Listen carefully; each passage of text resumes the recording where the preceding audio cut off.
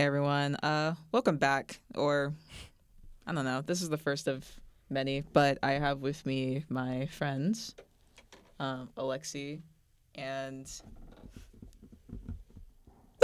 Juliana. I'm gonna keep that in there because I think it's really Just funny, but forget yeah, who I am, that's fine. name's It's Imani. not like I sit in the back of the class every day. My apologies, but we decided that the album that we're going to review is the highly anticipated, somewhat controversial GNX by Kendrick Lamar. The album came out November 22nd of last year. It really was sort of the end of a era, I would say. Don't you guys think? I guess so. I would just say it's him, like, addressing drama. Mm-hmm. I think so. I don't know. I just love that Sis is on it. No, that's so. I love that woman. That's so real. The minute I saw that feature, I was like, you know what? We've been blessed with a banger. Yes. Truly, I think, unironically, 2024 and most certainly the first quarter of 2025, yeah, that was Kendrick's year.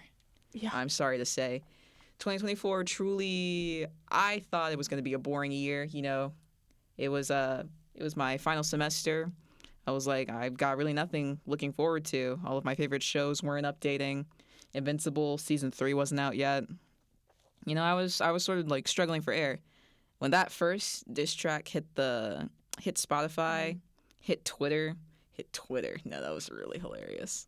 When it hit the streets, hit the black community like crack in the 70s, it was crazy. I can't lie. He did kind of take, like, a late 90s, early 2000s approach to the whole entire album. Absolutely, he did. I really appreciated that. Like, very, I don't know. It was good, though. It was different than rap nowadays. I think so. Also, what do we think about lyrics? Lyrically, Like, do we think a more of a melody would have been nice? Or, I think because he kind of just spoke. I think Kind of just spat some lines. I think he leaned into where he's from. Obviously, Kendrick Lamar is from Compton in California.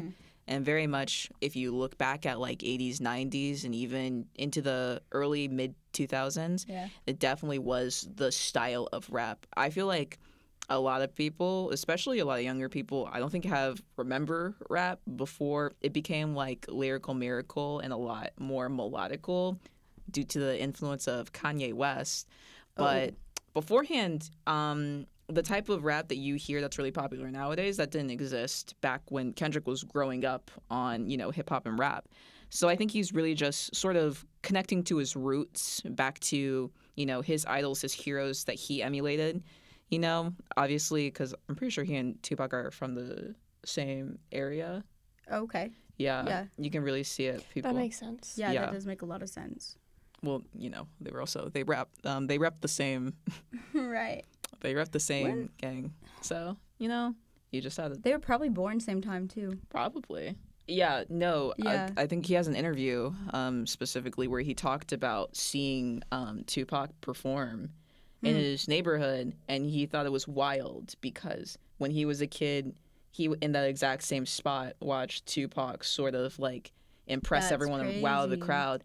And now he's having like this, you know, like catch-22 moment where he himself is that artist that has the kids like, oh my God, it's you and you're in our neighborhood and it's so crazy. So, you know, I think that's pretty neat. That is really cool. That is really cool, actually. We can also get into the title of the album. Yeah. The car was made in the same year. The car was made in the same year. 87. Okay, so I'm dyslexic. 1987. June 17th. Wow. I think the lore behind the name is actually really cool. I don't think a lot of people knew. I think a lot of people were trying to equate it to Jinx. I saw that a lot when it was first dropped. People were like, oh, it stands for like Jinx or whatever. It's like, no. Basically, it's based off of the Buick GNX. Yeah. 1987. There was only like 500 made. So it's like it's 500 something. Yeah. And he has one now. And he has one that's in the what is it? The title card. Cover. It's right there. Yeah, Sorry. the album cover. Yeah. And they're around, I saw something about it, just another little fact. They're around $106,000 to buy one. Wow. Yeah. You know what's crazy is that's not far off from a modern day car either. It's not, which is really sad. But like But when you think about it, I it's think still a really high number. especially in like 1986, $100,000 in 1986 is like a lot. Yeah. If we were to equate that to now money, I feel like it would be probably like a good 500,000. I think it's really interesting because that's the car he was brought home in. Oh. His dad had a Really? Buick GNX. I didn't know that. Yeah, that's what I think is like kind of sweet about it because you Yeah. can tell he's like equating like his roots to it. His dad drove him home from the hospital when he was born in a Buick Wow. GNX. He really has. That's why he wanted the car. He talks about his dad a lot in the album too. Yeah, Right? What's the one song where he's having the discussion with his father? That's a really good question. I can't remember. I can't remember either. But I It wasn't thought reincarnated, was it? I don't think it was Yeah. reincarnated. Was it? It might I have think been. it was. I think it was reincarnated, yeah. Because he's talking about how he's a different person now. Oh. And he's asking his father, like, hey, is this good? Am I good now? And he's still like, you're still not going to be good until you're like, Hey Now is Right with also God or right whatever. after Man in a Garden. I love Hey Now. I love Hey Now, but I feel genuinely bad whenever I listen to it because all I can think about is how I like Tyler the Creator's lyrics so much better. And I personally, enjoyed my it. favorite song on the album is Luther, but Luther, I love the fact that the intro is of Luther Vandross. I don't know who that is. So, okay. Luther Vandross is really important to me and a lot of older people in the Black community. He's a R&B artist who is like super popular in like the 80s, 90s, and early 2000s. People like to talk about how there's like a difference between like Fat Luther and Skinny Luther. Oh.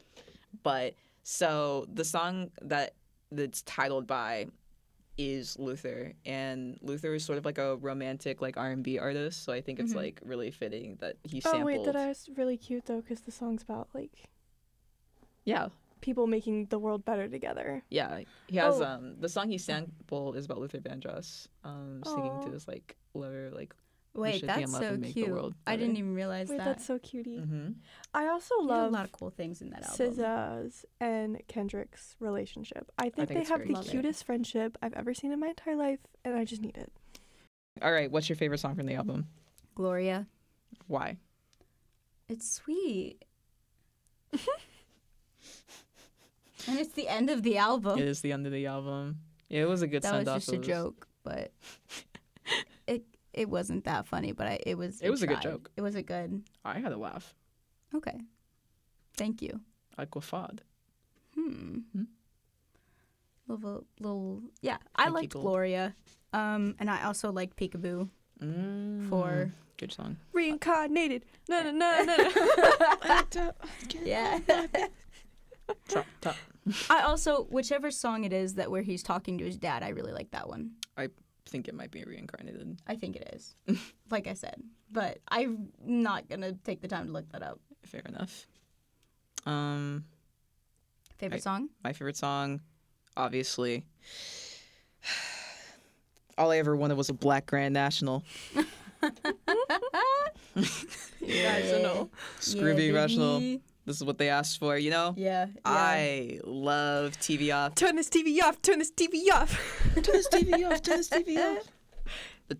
The revolution will be televised. You chose the right time, But the wrong guy. 10 out of 10. I think it's really fun. I think it's really fun specifically. Black Grand Nationals is sort of in the esque of Black Panthers in California and how they are a gang, but they do a lot of advocacy for the Black community back in like the 90s and early 2000s. So I think it's really funny how Kendrick's like, all I ever wanted was a Black Grand National, like an idol, like a hero, but also sort of like a hardened, like vigilante-esque. Specifically, Black Grand Nationals are hilarious. You know, they got into like the government. They got into the government.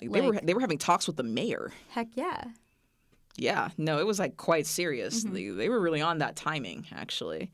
Now they are dangerous. If you ever meet a Black Grand National of 2025, run. I mean that. What's your favorite song? Luther. She said Luther. Oh, okay. Yeah, I just like how like it's. I don't know. I think it's just sweet of his vision of falling in love with someone and trying to fix the world. And the line that always, like, I think is super cute is SZA's part, but it's like that if it was up to me, I would give, like, these nobodies no sympathy and, like, only focus on Absolutely. like, my person. And I think that's so sweet. That is really sweet. Yeah. I didn't think about it like that. You didn't? No. I didn't think a lot. That's fair. I don't think a lot, period. I also think it's really fun that this album had the Heart Part 6. Kendrick has a ongoing Heart series where one song from his album will be, from the heart.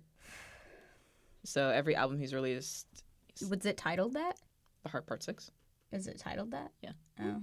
It's titled on the album. It's called The Heart I'm Part gonna be real. 6. I listened into my car this morning, so I didn't really look at the names of it because I was driving. Fair enough. And I keep my eyes on the road. Yeah, I definitely do that. That's definitely a good safety precaution. He mentions cars a lot in this album. I should have listened to He it also has a friend like named Dave. more today. Like I should have put it on repeat or something. Excuse me. Any hoozle. But yeah, Yeah. I think it's just really cute. But he just has an ongoing thing. Do I like any of the other Heart ones? No. Oh. But It took you 6 tries to get there. it took me 6 tries to get there. At least he got one. He got one. I mean, one of his last albums that had a Heart song got a Pulitzer. Really? Oh. That's a hard one to get. I genuinely think about this all the time when people try to compare. We're going back to the beef. When they try and compare Drake and Kendrick, my immediate thought is one of these men is One of these things a- not like the other. yeah, one of these men is a Canadian rapper who used to be a child actor on Degrassi, on Teen Nick, and the other is a Pulitzer-winning poet who has also more a good Grammys point. than Drake at this point. By the by, Yeah. I feel like we should all talk about that. He is the currently 4th most streamed artist in the world. Drake is number 13. He used to Wow. be number 1. Golly gee, I wonder what changed. I think it's really funny that Drake has done a lot of things in the past. He's currently sued their label because they're at the same label. One, I think is really funny. That is really funny. Ironic. I'd like to say. So there's something about that. I'll get into that later. But Okay. so he sued their label saying that they sort of artificially inflated the popularity of his album and specifically the song Not Like Us. Yeah. That was a huge thing that just Interesting. finished. Did Drake lose? I mean, yeah. Absolutely. His company basically came forward and was like, no, it was a natural hit. People liked it. People like styling on you, Drake. And you just have to be okay with that. Yeah. A lot of people were talking about how he was going to sue Kendrick Lamar, obviously, for defamation of character. A lot of people are going to sue Kendrick on this album. You would think. And I think it's very funny how he hasn't, right? Because he would have to prove that anything said in the song is not true. And I think at this point, as we are several months in, that he has not been able to prove at any point in time that the things aren't true is hilarious. Yeah, and I love that Kendrick took it a step further and performed the song at the Super Bowl, even though he wasn't supposed to. That was iconic. And still said everything. Like he didn't keep anything out. No. They did. No, they tried. They did bleep out. No, a no. word. And Well, did they- it work? I mean, no. The curse A words, few got slipped but in. That's the, what I mean. the meaning of the song was still there. He Oh, still said yeah. everything else. Yeah. But I the think cursing it's- can't be there because it's national TV. Yeah. Do I think it's generally funny how he didn't have to say the word? Are we allowed to say it on this podcast? I don't know if that's Liberty Way Consider- appropriate, yeah, but we considering can the say university- that 80,000 people also chanted it, which Absolutely. I think is Yes. And Yeah. they couldn't censor that, and I think that's hilarious. And then I think that's funny. and then I love that it pans out and then just says game over. That was good. It was disgusting. He ate with that performance. The minute I saw that, I'm not gonna lie. I was pacing back and forth in front of my TV. I know my roommate was absolutely concerned. The sounds coming from my room. Besides the MJ halftime performance, I don't normally rewatch performances like that over and over again. The amount of times I have given that video views. It's so funny. I think he definitely made the Super Bowl great again. Absolutely. For sure. It was lacking for a couple of years there. Yeah. Absolutely. But this, I think was the last very one, impressed this year. Before this, I think the only one I've ever like really paid attention to was, of course, I the paid banger attention upon to banger, Riri's. the Beyonce Bruno Mars Ooh. Super Bowl halftime show. I really liked You Riri's. couldn't take that away from me. No. Yeah. I was crying. I was crying when Riri was up there. I was like, then- it's the first time I heard you sing in like 10 years. Her coming out pregnant too. The little big old belly. Absolutely. I She was ate like, that up. I was like squinting. I was like, is she pregnant? She is. Everyone did that. She's pregnant again, by the way. Queen. I love her. Perfect. Love that for her. But I think it's really funny. I know a lot of older Black people weren't impressed by the show. Really? I think about this a lot. Can you Sorry. explain that thought process? Because I don't. This is I don't something. know that. This is something uniquely from the Black experience. Yeah. Shout out being Black. Yeah. But I know a lot of older people weren't impressed because a lot of it feels sort of performative-esque in nature. Isn't a lot that of every singer? absolutely, but I don't know. Something about you see it a lot because Beyonce actually did the same thing. I don't know if you know this, you wouldn't know this. The uniform that she wore in her halftime show was based off of the uniform that the Black Panthers wore back in the 90s. And it was somewhat esque like that, where it was like calling upon obviously like heavy, like, you know, Crips versus Bloods, West Coast style, you know, reclaiming Crip walking. I think it's really funny that Crip walking is in Fortnite. Is it really? Crip walking is in Fortnite. I think it's really funny when No way.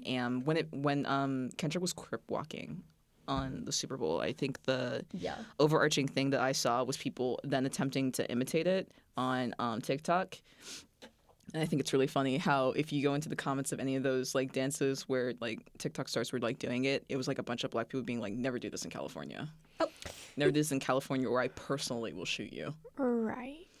Like a lot of That's younger people wild. are like Jay chilling with it. Like, I understand Right. where you got that from. You got that from the Kendrick Lamar Super Bowl halftime show. Absolutely 10 out of 10 banger. But a lot of older Black people, my dad specifically, I think. My dad grew up in California in the 90s and 80s. So Yeah. I think my More sister, personal to him. yeah, my dad was like, "What is this? I've never seen a man more upset and angry." I know a lot of older Black people thought it was sort of corny. Specifically because of the overall message of the halftime show basically being about how he wanted to be like his authentic self, but he was sort of appealing to the more white audience of the Super Bowl as well as like the halftime show.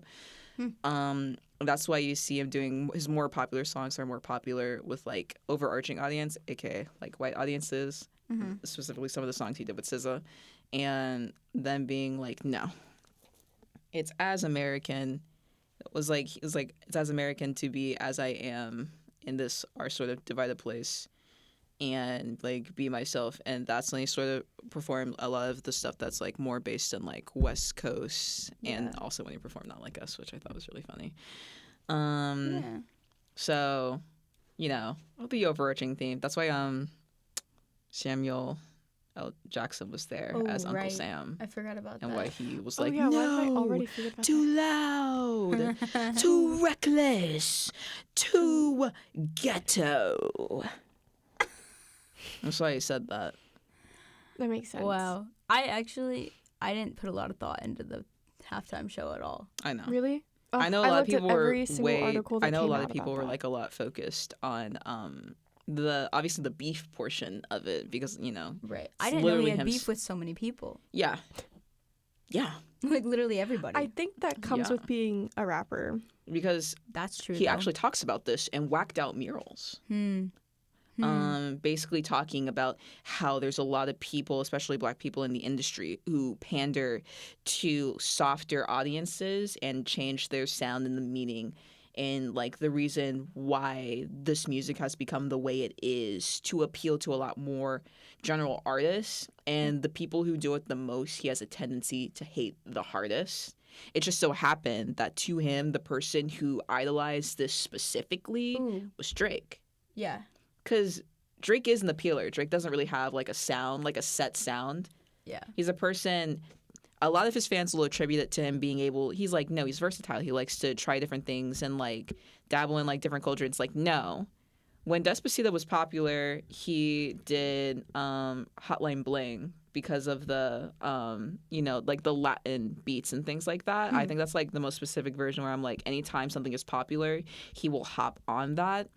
And he also Why talks. did I low-key forget about that song, that it exists? What? Hotline Bling. It's such a interesting song. Used to call me on my cell phone. It's one of those that I like because it's so nostalgic to me. You know? Like, I would hear it on the radio and I'd be like, okay, yeah, this is good. Yeah, Absolutely. I feel like it reminds me of like teenhood, but Yeah. I don't like the song. I am so real. I did not know Drake did Despacito. Drake didn't do Despacito. Okay. I'm saying like when Despacito was popular. Oh. He just followed the trend And, of like, that when- style of Latin music. style. Yeah. Okay, When I Despacito understand became now. popular, Latin beats became popular because a lot of Latin rappers were doing it. And Yeah. so he saw it was popular and he did a song and it immediately became popular. It's like one of those things where That makes sense. where it's like that. But yeah, it's supposed to be like a lot of songs when Kendrick was like rapping, he was like, no, I don't like Drake, but I also don't like posers. And there are a lot of posers who sort of gain authority within the Black community here in America because there are people in the Black community who are letting them. And I don't like those people because you shouldn't let them. It's sort of like how Drake basically was able to sort of claim a lot of gangs in America that are sort of like a lot of deep ties to like Black like communities. And the way he was able to do that was that rappers in those communities were being like, no, he's cool because that's like my friend. That's my guy. Right. So he can. And he's basically, it was a lot of like Whacked Out Mirrors was him basically calling out being like, I don't think that's okay. But anyways, I think that's all the time we have for today. Did you guys have fun with this? Yes. I did. I love recording podcasts. Absolutely. It was a It's really really good fun. yap sesh. I love a Even good if bit we of didn't only yaponomics. talk about the album. Yeah. Yeah, because this is definitely a review about Kendrick Lamar. GNX Kendrick Lamar album. It is a review about GNX. Nothing else. Nothing else. No. Nothing at all. Definitely All right. no Shout out other Beef artist Tallow. was. Shout out Beef Tallow. Shout out Tallow the creator. Shout out Tallow the Chromacopia. creator. Shout out, yeah. Tallow the creator. Shout out Shout out SZA. Tallow the I love creator. you. Nice. I'm sleepy. My voice is lisping. Shout Me out too. Jason Prill. Shout out Jason Prill. Woo! I'm going to Yeah! highlight it so specifically it ends where you have to hear me shout you out and us whooping into the microphone. Cheers.